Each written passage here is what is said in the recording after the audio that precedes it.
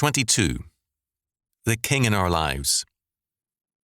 Paul in Romans 6:12 says, quote, "Let not sin therefore reign in your mortal body, that ye should obey it in the lusts thereof." If we read this verse in isolation from the preceding one, we fail to see its meaning. Romans 6:11 requires us to be dead to sin, but, quote, "alive unto God through Jesus Christ our Lord," end quote. Too often, people are negative in their profession of faith. They're against sin, which is merely common sense. Everyone is against other people's sins, while being indulgent of their own.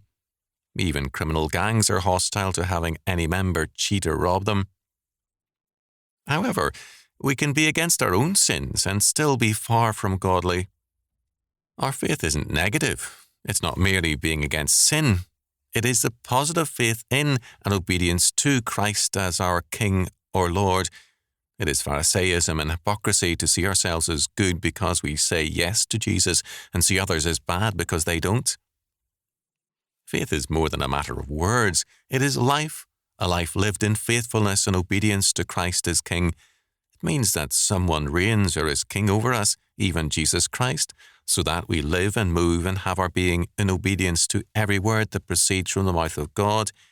To be redeemed by Christ means that we are His possession and property, and we live in terms of His law. It means that there is a King in our lives, and His name is Jesus Christ. To be under a king is to be obedient to Him and to serve Him. Who's the King in your life?